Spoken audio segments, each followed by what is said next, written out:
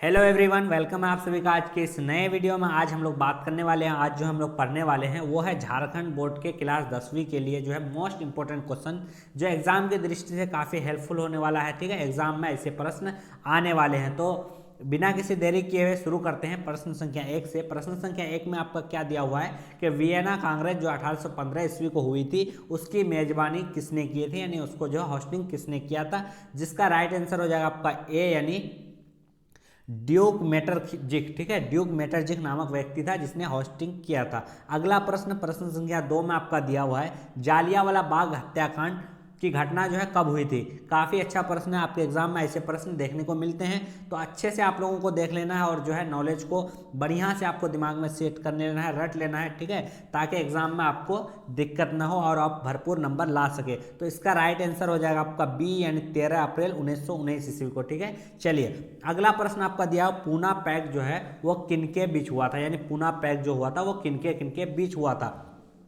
तो उसका right answer हो जाएगा आपका गांधी और अंबेडकर, यानी ए। ठीक है, चलिए अगले प्रश्न की ओर चलते हैं जिसमें दिया हुआ अफ्रीका में रीडर पेस्ट नामक जो है मवेशी प्लेग नामक एक बीमारी हुई थी। ठीक है, वो कब हुई थी, प्रश्न है कहता है कि वो कब हुई थी। तो जिसका राइट आंसर हो जाएगा आपका सी, यानी 1890 के दशक में। ठीक है, चलिए अगला प्रश्न आपका दिया यूरोप में जो है कागज बनाने का जो पहला कारखाना खोला गया था वो कहाँ खोला गया था, जिसका राइट आंसर आपका हो जाएगा ए, यानी इंग्लैंड। ठीक है, चलिए अगला प्रश्न आपका दिया हुआ है वृहत उत्पाद की नीति अपनाई थी, वृहत उत्पाद जो है उसकी नीति जो है अपनाई थी, जिसका राइट आंसर आपका हो जाएगा सी, यानी हेनरी फोर्ड ने। ठीक है, वृहत उत्पाद की नीति जो है हेनरी फोर्ड मियाँ पिटमाउंट जो एक जगह है उसका शासक कौन था, यानी वहां पे जो है कौन राज किया था, जिसका राइट आंसर आपका हो जाएगा सी, यानी जो है डी, यानी विक्टर इमैनुअल।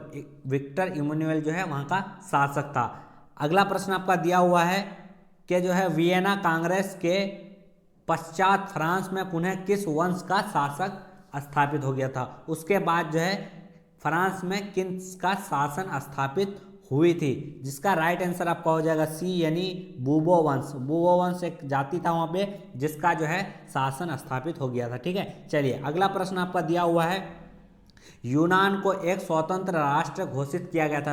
यूनान को जो है कब स्वतंत्र राष्ट्र घोषित किया गया था, जिसका राइट आंसर आपका हो जाएगा बी, यानी 1832 ईस्वी को। ठीक है, चलिए अगले प्रश्न की ओर चलते हैं जिसमें दिया हुआ ब्रिटिश भारत ने गिरमिटिया श्रमिकों की व्यवस्था किस वर्ष समाप्ति की थी। गिरमिटिया मतलब जो है जो कहीं पे किसी भी व्यक्ति को मजदूरी करने के लिए एक एग्रीमेंट कर लिया गया जाता था कि इसको एग्रीमेंट के तहत इसे वहां लेके मजदूरी कराया जाता था। तो इसको जो है कब इसका खत्म किया गया था, यानी इसकी समाप्त की गई थी, जिसका राइट आंसर आपका हो जाएगा, राइट आंसर हो जाएगा आपका बी, यानी 1921 ईस्वी। ठीक है, चलिए अगले प्रश्न की ओर चलते हैं जिसमें दिया हुआ है पंजाब में भूमि निम्नीकरण के प्रमुख कारण क्या है।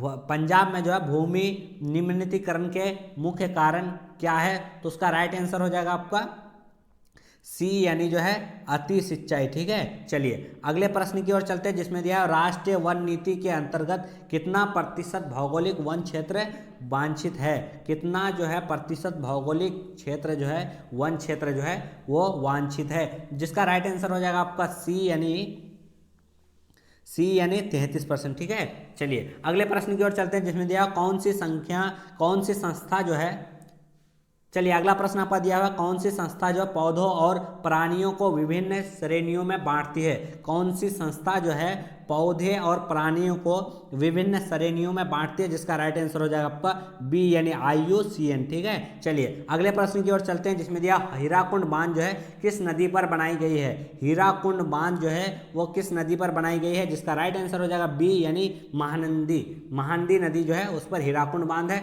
तो ठीक है, आप लोग को ध्यान से पढ़ लेना है, इस तरह के प्रश्न जो है आपके एग्जाम में देखने को मिलते हैं। ठीक है, उसके बाद अगला प्रश्न जो आपका निम्न में से कौन प्राचीन जल संग्रहण तकनीक नहीं है। निम्न में से कौन जो है प्राचीन जल संग्रहण तकनीक नहीं है, जिसका राइट आंसर आपका हो जाएगा सी, यानी बहुउद्देशीय बांध। ठीक है, चलिए अगले प्रश्न की ओर चलते हैं जिसमें दिया हुआ है रेशम कीट पालन क्या कहलाता है। रेशम कीट पालन जो है वो क्या कहलाता है, तो उसका जो है राइट आंसर यहाँ पे नहीं है। ठीक है, तो चलिए अगर आप लोग को पता है तो कमेंट में बताएं। ठीक। चलिए अगला प्रश्न आपका दिया हुआ है, रेशम कीट पालन क्या कहलाता है? आप लोगों को कमेंट में बताना है। आप लोगों के लिए एक क्वेश्चन हम छोड़ रहे हैं, ठीक है, कि रेशम कीट पालन जो है वो क्या कहलाता है, ठीक है। चलिए अगले प्रश्न की ओर चलते हैं, जिसमें दिया हुआ है वह प्राकृतिक समरूप तक जिनकी एक निश्चित आंतरिक संरचना है वो क्या कहलाती है? वह प्राकृतिक समरूप तक जिनकी एक निश्चित जो है आंतरिक संरचना वो क्या कहलाती है? जिसका राइट आंसर आपका हो जाएगा ए यानी खनिज, ठीक है। चलिए अगले प्रश्न की ओर चलते हैं, जिसमें दिया हुआ है वस्त्र, चीनी तथा वनस्पति तेल जो कृषि से अपना कच्चा माल तैयार करते हैं क्या कहलाते हैं, ठीक है। चलिए अगला प्रश्न आपका दिया हुआ है वस्त्र, चीनी तथा वनस्पति तेल जो कृषि से अपना कच्चा माल तैयार करते हैं क्या कहलाते हैं? उसका राइट आंसर हो जाएगा आपका सी यानी कृषि आधारित उद्योग, ठीक है, कृषि आधारित उद्योग। अगला प्रश्न आपका दिया हुआ है दो देशों के मध्य व्यापार को क्या कहा जाता है? दो देश के बीच जो है व्यापार होता है उसको क्या कहा जाता है? जिसका राइट आंसर हो जाएगा आपका बी यानी अंतरराष्ट्रीय व्यापार, ठीक है। दो देशों के बीच जो है व्यापार होता है उसको अंतरराष्ट्रीय व्यापार कहा जाता है। काफ़ी इजी क्वेश्चन है, इस तरह के क्वेश्चन जो है आपको याद रह जाएंगे आसानी से, ठीक है। चलिए अगला प्रश्न आपका दिया, भारत का सबसे प्राचीन जो है कृत्रिम बंदरगाह है, भारत का सबसे पुराना जो है कृत्रिम बंदरगाह वो कौन सा है? जिसका राइट आंसर हो जाएगा आपका बी यानी चेन्नई पत्तन, ठीक है। चलिए अगला प्रश्न आपका दिया 1970 से 1993 के बीच जो है बेल्जियम के संविधान में कितने बार संशोधन किया गया था? 1970 से 1993 के बीच जो है बेल्जियम के संविधान में कितना बार संशोधन किया गया था? जिसका राइट आंसर आपका हो जाएगा 4 बार, ठीक है। चलिए अगले प्रश्न की ओर चलते हैं, जिसमें दिया सत्ता के क्षैतिज वितरण से क्या तात्पर्य है? सत्ता के जो है क्षैतिज वितरण से क्या तात्पर्य है? जिसका राइट आंसर हो जाएगा आपका बी यानी केंद्र और राज्य के बीच बंटवारा, ठीक है। चलिए अगले प्रश्न की ओर चलते हैं, जिसमें दिया राज्य पुनर्गठन आयोग के रिपोर्ट जो है कब लागू की गई? राज्य पुनर्गठन आयोग जो है उसकी रिपोर्ट जो पेश की थी वो कब लागू किया गया था? जिसका राइट आंसर हो जाएगा आपका बी यानी 1956 ईस्वी को, ठीक है। चलिए